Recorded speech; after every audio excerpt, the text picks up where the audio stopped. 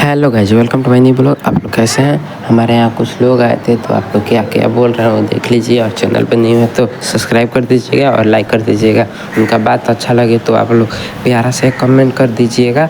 और आप लोग उनको पहचानते हैं, उनका बात अच्छा है, देखिए और बताइए कैसा लग रहा है उनका बात, और सुनिए यही वीडियो। असली क्यों हुआ? क्योंकि उसका स्थापने का कोई सिद्धांत है। तो वो सिद्धांत क्या है, उसका स्टैंडर्ड क्या है, उसका स्टैंडर्ड ही जानना।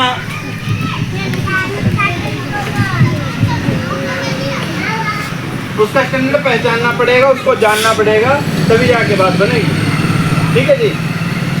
तो ये जो हाँ जी हाँ जी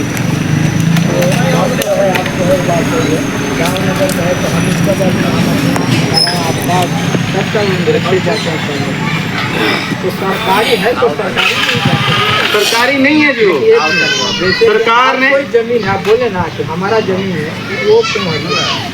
लेकिन यहाँ तो बिहार में हम देखते हैं कि जो भी सरकारी स्कूल है सरकार के नाम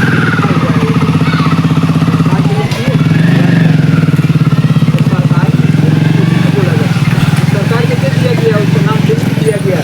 अब उसमें सरकार पढ़ाई करे, हाई स्कूल खोले, लो स्कूल खोले, जो भी बच्चियों को पढ़ाती है। बाहरी तो उसमें नहीं आता ना कोई प्राइवेट। ऐसा है जी। हम ये जो आपके जितने भी सवाल हैं आप लिख करके रखिए। हम चाहते हैं कि आप अपने अपने सवाल लिखिए, नोट करके रखिए उसको। हम दोबारा फिर से आएंगे यहाँ पे। आप या तो इतनी व्यवस्था कर लो और इतने लोग जमा कर लो कि आपको लगे कि हाँ तो यहाँ पे कुछ अच्छा काम हुआ है। हम प्रत्येक व्यक्ति के सवाल का जवाब दे करके जाएंगे। अगली मीटिंग जो है उसके लिए देरी हो जाएगी, जैसे यहाँ पे देरी है। तो आपसे पूछा कि आप बोले सही है, हम गलत नहीं करते हैं जी, लेकिन इसका निदान क्या निकलना चाहिए, क्या करना चाहिए? उनका कहने का मतलब है हमारा जमीन है तो सरकार जबरदस्ती यहाँ पे कोई सरकारी व्यवस्था बनाना चाहती है, हो सकता है हॉस्पिटल हो, सरकारी अस्पताल हो, सरकारी स्कूल हो, तो क्या सरकार अगर हम नहीं देना चाहते हैं तो जबरदस्ती अपना कब्जा वहाँ पे कर सकती है? तो वही तो इनको समझाना करना चाहिए, तो नहीं करना चाहिए। लेकिन सरकार आप अगर नहीं देना चाहते हो आपका जमीन क्यों लेगी और वहाँ पर सरकारी योजना क्यों बनाएगी? तो यही तो हम कह रहे हैं। आपके वाली तो बात ही कह रहे हैं हम। लेकिन उनका कहने का ये जो गुलामी का दौर चला हुआ है, ये जो धक्काशाही का दौर चला है, ये जबरदस्ती जो हो रही है, ये नहीं होनी चाहिए। ये आप बोल रहे हाँ, वही बोल रहे हैं। ये कैसे होगा? ये सामूहिक रूप से होगा जब हम सब लोगों को समझ में आ जाएगा पूरा का पूरा सिस्टम। ये जो सिस्टम है पुराना वाला बोल के गए सारी दुनिया में वैक्सीन थे, पुराना वैक्सीन पूरा विश्व में भी चला, सब जगह तो सब लोग किया। लेकिन उस टाइम तक किसी को मालूम नहीं पड़ा, सब कुछ उस टाइम था। एक यहाँ चलो कैसे मंदिर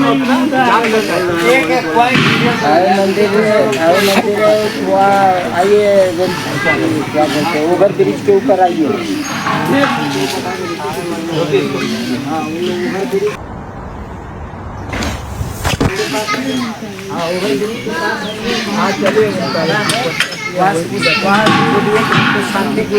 ऐसा करते हैं जी, जो रुपए वाली बात है उसको पूरा कर लेते हैं। थोड़े कम मुद्दे ज्यादा हैं जी, मुद्दे बहुत ज्यादा हैं, समय कम है। हाँ, अगली मीटिंग भी देरी से हो जाएगी। मैं 5 मिनट में उसको बात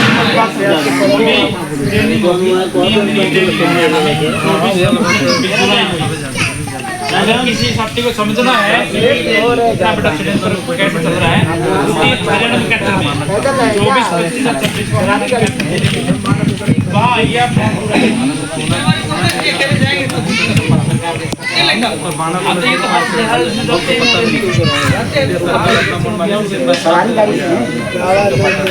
देखो, हमारा मकसद ये है कि आप मीटिंग नहीं बन जाए। सीधा आप 25 को आ जाइए, वहाँ से साथ में गुड़ में जाना, ठीक है? हाँ, किसी को कहीं भी नहीं जाना है। नाम बताइए आप। ये नहीं है कि मतलब क्रांति करने के लिए, व्यवस्था करने के लिए कोई बाहर जाना पड़ेगा, नहीं। आप अपनी व्यवस्था नोट है किसी के पास? नहीं, एक का तो है मेरे पास, 100 का 10 का।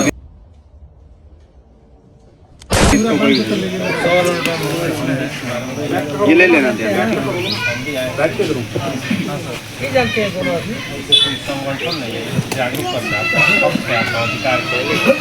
कोई पार्टी में बदलाव देखिए सुनिए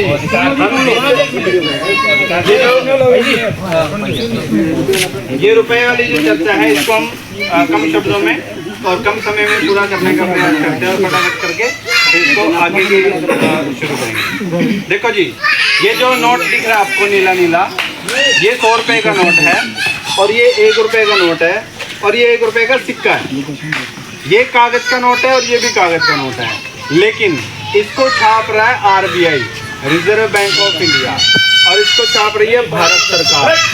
और एक ये चांदी का सिक्का है 1 रुपये और इस पे लिखा हुआ है, एक वाले पे RBI नहीं लिखा है क्या? नहीं लिखा है, 1 रुपये इंडिया, यानी कि 1 रुपया इंडिया का। ठीक है, ये ईस्ट इंडिया कंपनी की जब बोलबाला था तब छपता था ये जो RBI छाप रही है और ये भारत सरकार छाप रही है, ये तो क्लियर हो गया होगा ना कि हमारे देश में 2 प्रकार की करेंसियां हैं, है ना। किसी देश में 2 प्रकार की करेंसी होती हैं क्या? एक कंपनी की और एक भारत की। इसका मतलब इसमें एक नकली है ना, है कि नहीं? तो इसमें एक नकली है और ये मेरे पास सिक्का है, ये चांदी का सिक्का है। इसमें कम से कम 92-94% चांदी है, जो प्योर चांदी होती है। ये सिक्का अगर आप बैंक में जमा करवाओगे तो 1 रुपए में जमा होगा, और ये भी 1 रुपए में जमा होगा, और ये 100 का नोट है तो 100 में जमा होगा। जब इसको हम बैंक में लेके जाएं तो ये 102 रुपए जमा होंगे। लेकिन जब आप बैंक से पूछोगे कि हम जब पैसे लेने आएंगे तो आप हमें 102 रुपए ये चांदी वाले दोगे, ये वाले दोगे या ये वाले दोगे? ठीक है, वो कहते हैं नहीं, चांदी वाला नहीं देंगे, बाकी दे देंगे, है ना। तो मतलब कि ये चांदी वाला रुपया जो ये नहीं देंगे क्योंकि ये प्रचलन में नहीं है। प्रचलन में नहीं है तो लेते क्यों हो? लेते क्यों हैं? असल में जो बात है, ना तो असली रुपया ये है, ना ये है और ना ये है। ये तीनों ही मतलब रुपए असली रुपए नहीं है। ये भी रुपए का लीगल टेंडर है और ये भी रुपए का लीगल टेंडर है और ये भी रुपए का लीगल टेंडर है। सिर्फ फर्क इतना है कि ये चांदी की धातु से बना हुआ है, इसका जो स्टैंडर्ड है, इसका स्टैंडर्ड भी गोल्ड है। आपको तो मालूम होगा ना कि रुपया छपता कैसे है। रुपया तब छपता है जब उसके एवज में सोना रिजर्व रखा जाता है। इसके बदले भी रिजर्व रखा हुआ है सोना, और इसके बदले भी रिजर्व रखा हुआ है।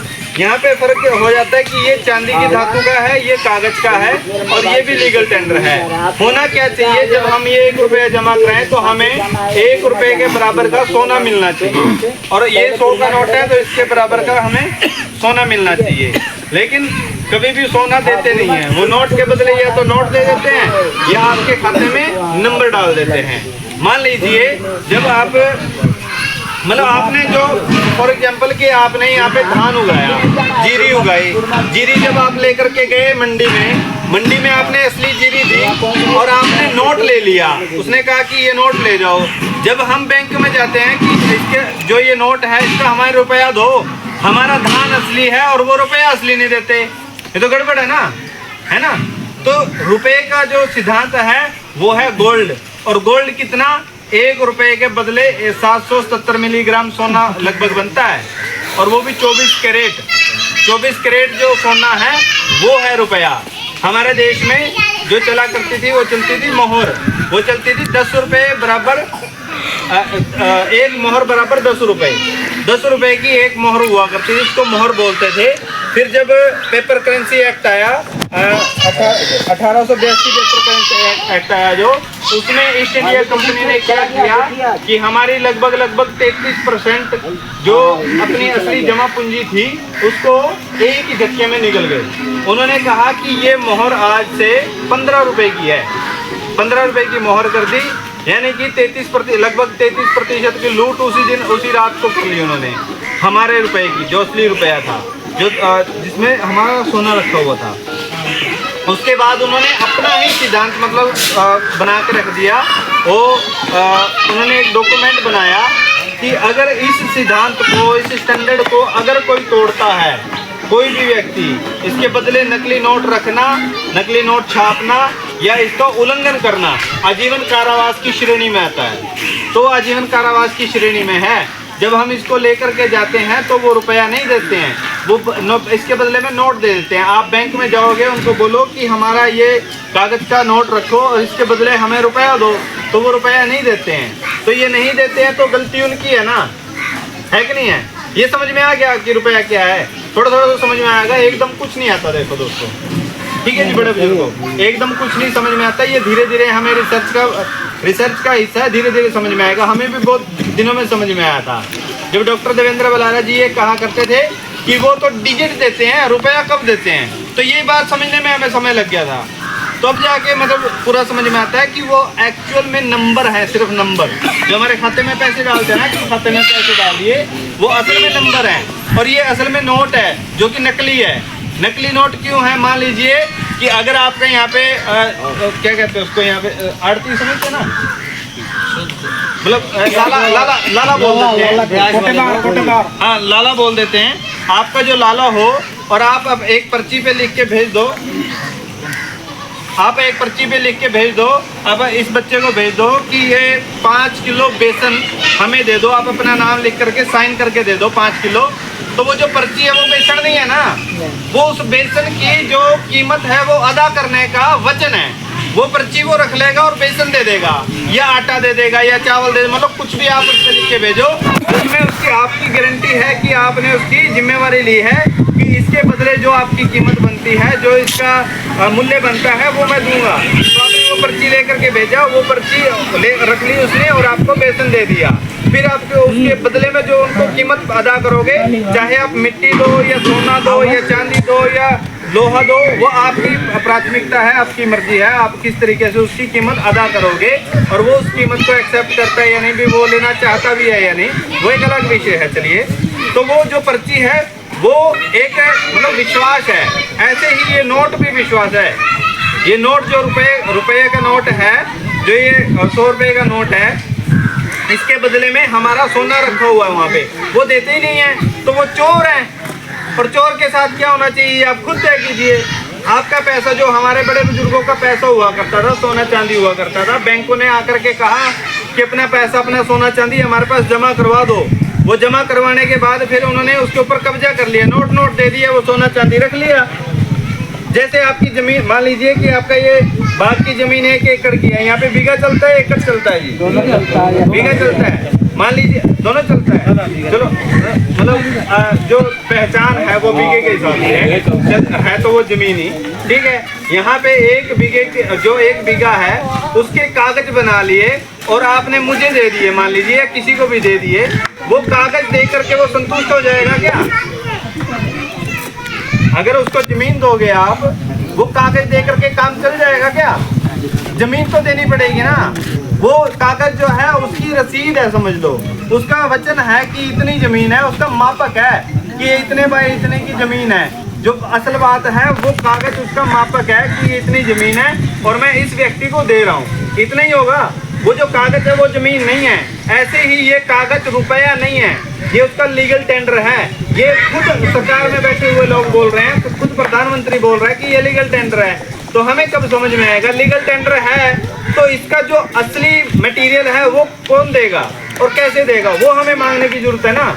तो आप एक काम कीजिए, इसको अगर प्रैक्टिकल आपने करके देखना है तो आप एक 10 रुपए का नोट लेकर के उसके ऊपर लिख के दीजिए कि ये 10 रुपए का नोट आप अपने पास रखिए, इसके बदले जो मेरे 10 रुपए हैं वो मुझे वापस दिए जाएं, कभी भी नहीं देंगे। सबसे पहली बात तो है कि वो जो निकम्मा बैठा हुआ वहाँ पे मैनेजर, उसी को नहीं मालूम है। बहुत सारे मतलब 99% मैनेजरों को ये नहीं पता कि रुपया होता क्या है। अभी जनता सरकार मोर्चा जो आंदोलन को बड़ा कर रहा है और समाज के बीच में लेके गया हुआ है और ये सामाजिक मुद्दा बन चुका है, तो अब समझ में आने लगा ये रुपए वाले आगे भैया। सुभाष चंद्र बोस जी ने जो रुपया शुरू किया था वो भी गोल्ड के आधार पे था, क्योंकि रुपया जो है वो होगा ही गोल्ड। जो जमीन की बात करें हम, वो मिट्टी तो है, वो उपजाऊ जो मिट्टी है, जो जमीन है, उसी को तो जमीन बोलेंगे, है कि नहीं। तो वो जो रुपया है वो अपने आप में मतलब सिद्धांत है, वही रुपया है जिसके पीछे गोल्ड है। और ये जो शुरू हुआ था ये शेरशाह सूरी से हुआ था। ये पूरी लंबी चर्चा करने का विषय है। और मैंने इतनी सी बात में इसको पूरा करने का प्रयास किया है। मैं आशा करता हूँ कि आप सबको थोड़ी थोड़ी चीज़ें समझ में आ गई होंगी ये रुपए वाली। तो इसको हम फिर से एक बार यहाँ पे मीटिंग करें या बड़ी ट्रेनिंग करें, जैसे भी होगा फिर उसमें चर्चा करेंगे लंबी। पूरा दिन बैठेंगे, पूरी रात बैठेंगे, पूरा 2-3 दिन यहीं पे रहेंगे। और ये बागवान जो आपका ये बाग एरिया बड़ा अच्छा एरिया है, यहीं पे अपना यहाँ पे खाट बिछा के नीचे को चद्दर वद्दर डाल के यहीं पे बैठेंगे, यहीं पे खाएंगे पिएंगे, मौज करेंगे और ये इन मुद्दों पे चर्चा करेंगे, अपनी सामाजिक मुद्दों पे। ठीक है जी। हमें अपने असल में जो रुपए वाली जो बात है, जो सुभाष चंद्र बोस जी ने रुपया बनाया था, उन्होंने बनाया था आज़ाद हिंद बैंक, आज़ाद हिंद फौज, आज़ाद हिंद रुपया। और वो रुपया आज भी कई सारे देशों में वैलिड है। कोई 26 देश कहता है, कोई 11 देश कहता है, मैं कहता हूँ पूरी दुनिया में वैलिड है। वो पूरी दुनिया में वैलिड इसलिए है क्योंकि वो सिद्धांतिक रुपया है, वो सिद्धांत है, वो स्टैंडर्ड है। वो स्टैंडर्ड को मतलब असली जो सोना है उसको लेने से कौन मना करेगा? कौन सा देश मना करेगा? दोस्तों ये बताओ आप, मतलब किसी भी देश में चले जाओ वो सोना लेने से मना करेंगे नहीं, क्योंकि वो असली सिद्धांत है और वो पूरे देश में ही मतलब पूरी दुनिया में ही वैलिड है। ये कहता हूँ मैं तो। जो सुभाष चंद्र बोस जी का रुपया था, सुभाष चंद्र बोस जी को अपना रुपया बनाने की जरूरत क्यों पड़ी? जब ईस्ट इंडिया कंपनी ने इस रुपये को तोड़ दिया और इस रुपये के माध्यम से पूरे समाज का शोषण कर रहे थे वो लोग, तब जाके उन्होंने वो आज़ाद हिंद बैंक की स्थापना की और आज़ाद हिंद रुपया बनाया, आज़ाद हिंद फौज बनाई उन्होंने, ताकि वो अंग्रेजी जो फौजें थी, जो हमारे ही लोग उनके गुलाम बने हुए थे, चाटुकार बने हुए थे, जिस तरीके से आज पुलिस वाले हों या कोई और कर्मचारी हो, वो बन के बैठा हुए रोबोट आने वाले हैं। मैं सभी उनसे भी दरख्वास्त करूंगा, उनसे विनती करूंगा कि समाज का शोषण करना बंद कर दो, क्योंकि ये समाज जो है इसी के बीच में से सब कुछ निकल करके जाता है। यही समाज पूरे सिस्टम को पालता है। जो एक अपना क्या कहते हैं कि पंजाबी में कहावत है कि आ जड़ियां बैठियां सरकारां ये साडे सिर तो चल दियां ने, आ जड़ियां बैठियां सरकारां साडे सिर तो चल दियां ने। यानी कि पूरा का पूरा सिस्टम जो है वो समाज से चलता है, किसान से चलता है। और किसान को तो इन्होंने ऐसा पीस रखा है, ऐसा बर्बाद कर रखा है जिसकी आप कल्पना भी नहीं कर सकते। मतलब हर एक किसान, अब कोई भी किसान बैठा हो उससे जाके पूछो कि किसानी करना चाहते हो, वो बोलेगा कि नहीं, पूरा पसीना निकला पड़ा है, पूरा तेल निकल गया, जब भी फसल उगाते हैं वो बर्बाद हो जाती है, पूरा दाम मिलता नहीं है। आपको मदद करने के नाम पे वो फ्री में अनाज तो देते हैं, लेकिन आपके जो अनाज उगाते हो, आप जो दूध उगाते हो, जो आप चीज़ें उगाते हो, वो जब बेचने जाते हो उसकी कीमत नहीं देते, आपको फ्री में देने के लिए तैयार हैं। आपको वो किसान निधि के नाम पे आपको भीख देने के लिए तैयार हैं, लेकिन आपकी ज़मीन के, आपकी जो फसल है उसको पूरा दाम देने के लिए तैयार नहीं है। जो उधर किसान निधि के नाम पर ये जो फ्री का अनाज बांट रहे हैं, वो ना बांट करके पूरी कीमत देनी शुरू कर दो ना। आपने यहाँ पे जो भी व्यक्ति बैठा है वो सबके सब किसान हैं, किसी के पास जमीन है या नहीं है, कोई करता है या नहीं है, कोई चक्कर नहीं है, सब किसान है। मैं तो ये मानता हूँ, क्योंकि किसान जिसके पास जमीन है, जिसके नाम से जमीन है, मान लीजिए कोई 10 एकड़ का मालिक है, तो उसके खेत में जो मजदूर काम करने जा रहा है, जो काश्तकार है वो काम कर रहा है, वो भी तो किसान है, क्योंकि वो उस फसल को उगाने का काम कर रहा है, तो वो किसान है असली, है कि नहीं जी। लेकिन उस किसान की कीमत पूरी नहीं देंगे, उसको भीख दे करके उसका जमीन मार देंगे, उसको भिखमंगा बना देंगे। बोलेंगे कि अभी जो डॉक्यूमेंट तैयार हो रहे हैं ना, जो डॉक्यूमेंट तैयार हो रहे हैं कि हम देश के अंदर, भारत देश के अंदर 84 लाख परिवारों को फ्री में अनाज दिया जाता था, यानी कि अपने बच्चे पालने की औकात नहीं थी, ऐसे उलाने देंगे अपने बच्चों को, आने वाले बच्चों को, उसी के लिए लड़ रहे हैं। वो अभी वहाँ पिछली मीटिंग में कह रहे थे कि अपनी स्वार्थ नहीं, भैया हमने स्वार्थ नहीं है, हम अपने स्वार्थ में हैं। हम अपने स्वार्थ में इसलिए हैं कि आने वाली हमारी पीढ़ी जिंदा बचे और वो अपने अधिकार से जिए और वो आज़ाद रूप से जिए, ऐसा हम चाहते हैं। इसलिए हम धक्के खा रहे हैं, क्योंकि बिहार जो है, जो बिहार है वो हरियाणा, चाहे वो हरियाणा है चाहे वो पंजाब है, वही बात यहाँ पे फिर मैं दोबारा रिपीट कर देता हूँ कि इस देश को पूरे को आप एक घर मान ले और एक घर के किसी गांव मान ले, और वो गांव के परले कोने पे आग लगी हो, वो हमारे घर तक कब नहीं पहुँचेगी। जो आग बिहार में लगी हुई है बर्बादी की, वो हरियाणा में तो कब का नाश हो लिया। वैसे तो अगर हम ये माने कि बचा हुआ जो कुछ, वो भी तो बचाना पड़ेगा ना। जो बचा हुआ है उसको बचा लो, और जो बर्बाद हो रहा है उसको फिर से ठीक करने का प्रयास शुरू करो, तो सब कुछ ठीक हो जाएगा। क्योंकि ये जो जमीन है ना, और वो प्रकृति है, ये सब कुछ दे देती है। आप यहाँ पे जो 10-20 एकड़ जमीन है जो गौचरान के नाम से, उसको खाली छोड़ दो, सिर्फ वहाँ पे पेड़ भी उगाएंगे, वहाँ पे पौधे भी उगाएंगे, वहाँ पे फल पीपल अमरूद सब कुछ उग जाएगा, जो किसी चीज की जरूरत पड़ेगी नहीं आपको, ना पानी देने की जरूरत है, ना खाद डालने की जरूरत है, सब कुछ उगा देगी प्रकृति। लेकिन बर्बाद करना छोड़ना पड़ेगा। जो ये बर्बादी का सिलसिला चल रहा है, इसको हमें कहीं ना कहीं ब्रेक करना पड़ेगा, और वो हम ही कर सकते हैं, क्योंकि सरकारें जो बैठी हुई हैं, जो सिस्टम में लोग बैठे हुए हैं, वो कभी भी नहीं करेंगे। इंडो इजराइल के नाम से हमारे जोड़ों को बर्बाद कर रहे हैं। जोड़ों को इतना इतना गहरा खोद दिया कि उसमें जितना भी कचरा है, कबाड़ा है, वो नीचे धरती में जा रहा है और पीने का पानी खत्म हो रहा है। बताओ, जिस देश के अंदर इतनी सारी हजारों हजारों नदियां हों और न जाने कितने बड़े बड़े सोर्स हों पानी के, वहाँ पे पानी बिकता है और पानी पीने की किल्लत हुई पड़ी है। शर्म की बात है कि नहीं अपने आप में ये?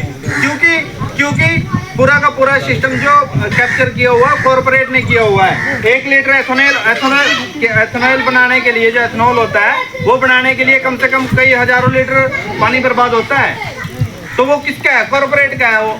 वो सारा का सारा कब्जा करके बैठे हुए हैं, और ये पानी बंद बोतलों में बिकता है और बंद बोतलों में पानी बिके, ऐसी ये व्यवस्था कर रहे हैं। जो पानी का सिस्टम है उसके बिना जीवन संभव नहीं है कि नहीं है जी? और उसके ऊपर वो कब्जा कर रहे हैं। तो आपके यहाँ पे जो भी फैक्ट्री होगी आप देखना, वहाँ का सारा का सारा जो केमिकल मटेरियल है वो धरती के बीच में उतार रहे हैं। धरती के बीच में उतारने का क्या, जो सिस्टम में बैठे हुए उनको दिखाई नहीं देता?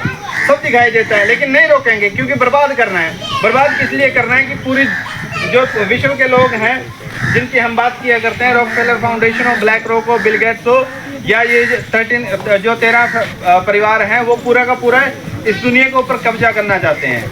कि लोग वो कहते हैं कि लोग जो हैं यहाँ पे धरती पे ज़्यादा हो गए हैं, उनको खत्म कर दो, मार दो। वो मारने का जो एजेंडा जो आप कह रहे थे वैक्सीनेशन वाला, वो वही तो एजेंडा था। वैक्सीनेशन के बाद कितने सारे लोग मरना शुरू हुए पड़े हैं।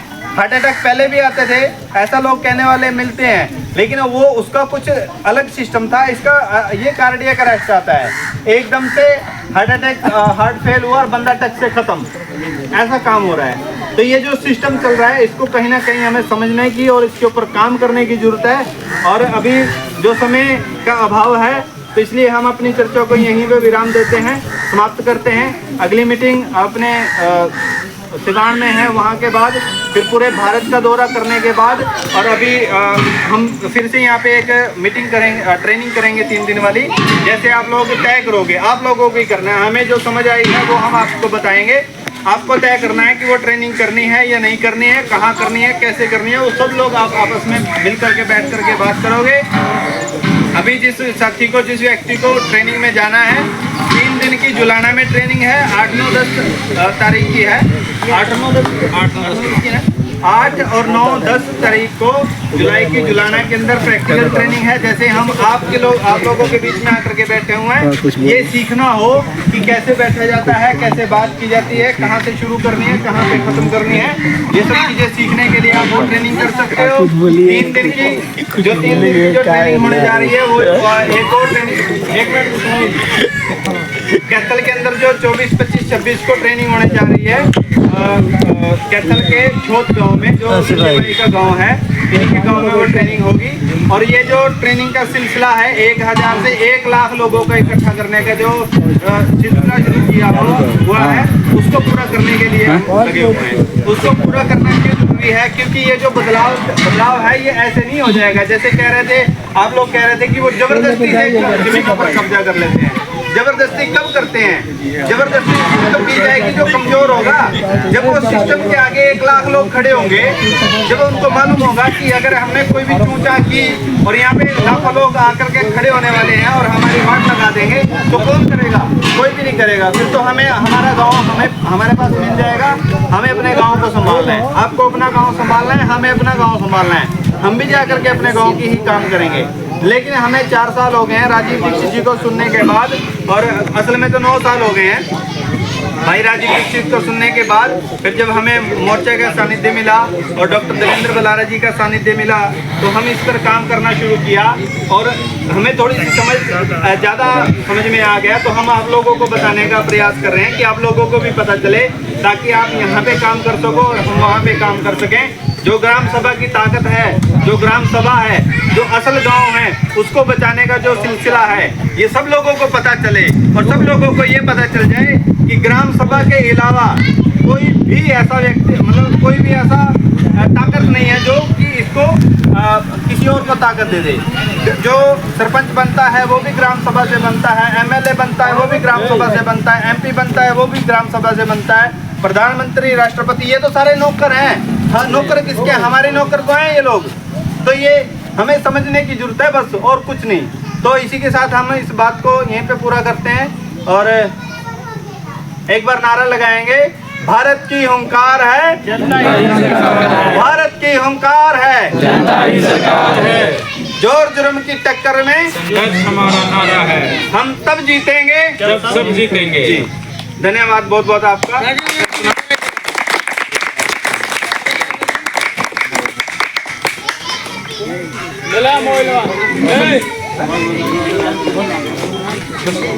ये माइक किसका है भाई?